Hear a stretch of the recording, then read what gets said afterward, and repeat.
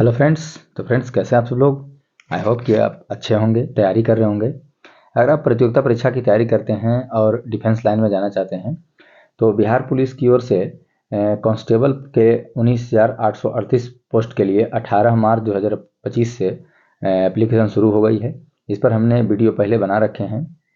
तो आपको हमने इसके पहले के वीडियो में बताया था कि आपको हम फ्री में क्लास उपलब्ध कराएंगे और साथ ही साथ इस क्लास का आपको नोट भी हमारे टेलीग्राम चैनल पर आपको फ्री में उपलब्ध हो जाएगा।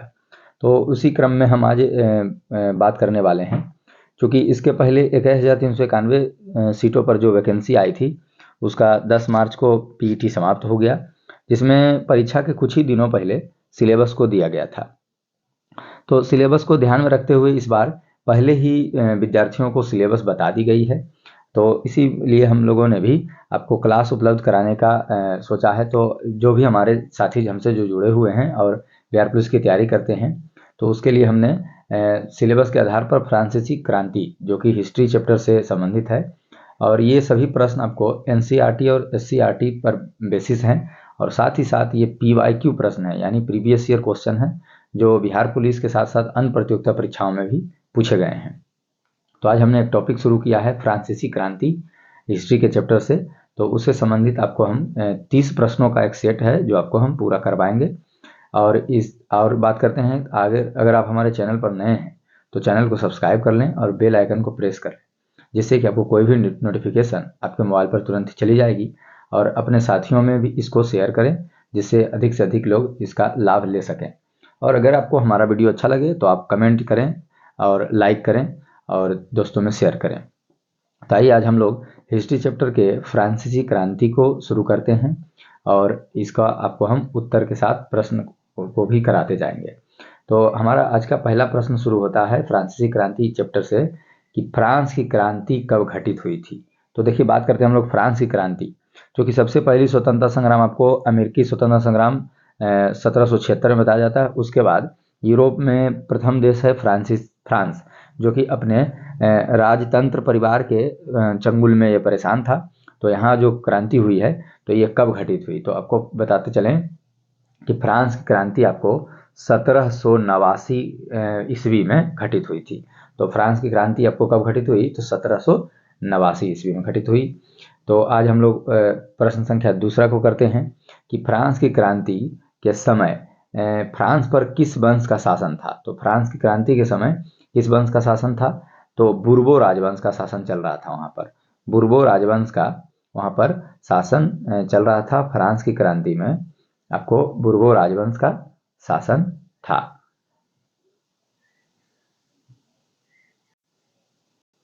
तो बुर्बो राजवंश को क्रूर राजवंश के नाम से जाना गया था। इसमें जो सम्राट थे वो बहुत ही क्रूरतापूर्ण निरंकुश शासन चला रहे थे।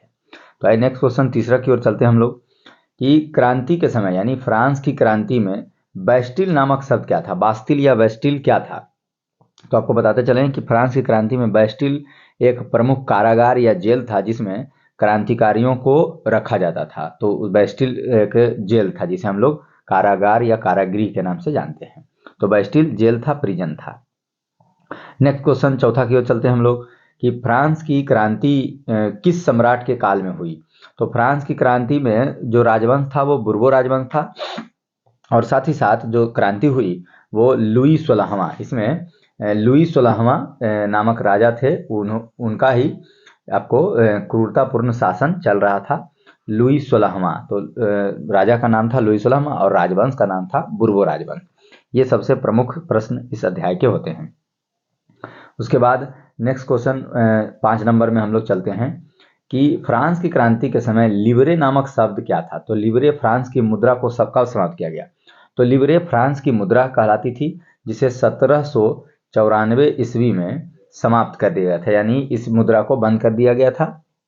तो जो फ्रांस की मुद्रा थी उसे लिवरे कहा जाता था, जो 1794 में बंद कर दिया गया था। नेक्स्ट क्वेश्चन 6 नंबर सवाल कहता है कि फ्रांस की क्रांति के समय समाज कितने वर्गों में विभक्त था। तो फ्रांस की क्रांति में आपको बताते चलें कि फ्रांस की क्रांति के दौरान समाज को 3 वर्गों में बांटा गया था, कुलीन वर्ग और आपको पादरी वर्ग और सामान्य वर्ग। तो सबसे प्रथम स्थान था आपको पादरी वर्ग का, उसके बाद दूसरा स्थान था आपको कुलीन वर्गों का। कुलीन वर्ग मतलब राज परिवार या राजाओं के परिवार के लोगों को कुलीन वर्ग कहा जाता था। और तीसरा था सामाजिक वर्ग जो सामान्य वर्ग थे। इसका अर्थ हो गया कि आपको इन लोगों को काफ़ी तकलीफ झेलना पड़ रहा था, जैसे वकील, डॉक्टर, सामान्य मजदूर आदि तीसरे वर्ग सामान्य वर्ग में आते थे, जिनको काफ़ी समस्या थी। तो क्रांति की शुरुआत भी इन तीसरे वर्ग ने ही की थी। और आपको बताते हैं कि जो फ्रांस की क्रांति में पादरी वर्ग और कुलीन वर्ग थे, इन दोनों को काफ़ी ज़्यादा अधिकार प्राप्त थे। तो पादरी वर्ग और कुलीन वर्ग किसी प्रकार का टैक्स नहीं भरते थे और सामान्य वर्गों को हर प्रकार का टैक्स और हर प्रकार की महंगाई का सामना करना पड़ता था। तो क्रांति की शुरुआत भी तीसरे वर्ग यानी सामान्य मजदूर वर्गों ने शुरू किया था। उसके बाद नेक्स्ट आपको 7वां नंबर सवाल कहता है कि फ्रांस की क्रांति के समय टाइद और टाइल क्या थी। टाइद और टाइल, इसको किसी और पुस्तक में टीथे के नाम से भी देखा जाता है, तो टीथे या टाइद आपको एक ही शब्द है। तो फ्रांस की क्रांति के समय टाइद और टाइल क्या था। तो फ्रांस की क्रांति के समय टाइद और टाइल एक प्रकार का कर था। कर अर्थात टैक्स था, जिसमें मजदूरों को और आम लोगों को भरना पड़ता था। इसमें से टीथे या टाइद पादरी वर्ग चर्च कर लेता था और टाइल आपको राज परिवारों को यह टैक्स जाता था। तो आप इस क्वेश्चन के आंसर को आप लिखते भी चलें और साथ ही साथ इसका पीडीएफ भी आपको दे दिया जाएगा। आगे 8वां नंबर सवाल क्या कहता है कि 1789 ईस्वी में फ्रांस की आबादी लगभग कितनी थी।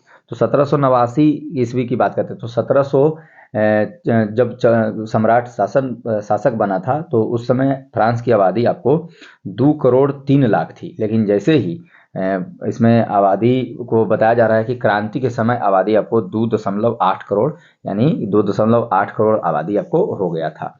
तो फ्रांस की क्रांति के समय आबादी फ्रांस की 2.8 करोड़ थी। उसके बाद नेक्स्ट क्वेश्चन 9 की ओर हम लोग चलते हैं। 9वां नंबर सवाल कहता है कि the spirit of the law पुस्तक लिखी गई थी। The spirit of the law पुस्तक किसके द्वारा लिखी गई थी। तो इस पुस्तक के लेखक है मॉन्टेस्क्यू, जो कि एक प्रमुख आपको वहाँ पर स्वतंत्रता संग्राम जो हुआ था उसमें प्रमुख वैचारिक यानी बौद्धिक क्रांति जो हुई उसमें एक बहुत मतलब महत्वपूर्ण और दर्शन शास्त्री थे। तो इन्होंने ही यानी मॉन्टेस्क्यू ने the spirit of the law पुस्तक लिखी थी। नेक्स्ट क्वेश्चन 10वां नंबर सवाल कहता है कि लुई 16वां का विवाह किसके साथ हुआ था। तो देखिए जो हमारा सामाजिक कारण और राजनीतिक कारण जो है फ्रांस में होने का, तो इसमें लुई 16वां की पत्नी मेरी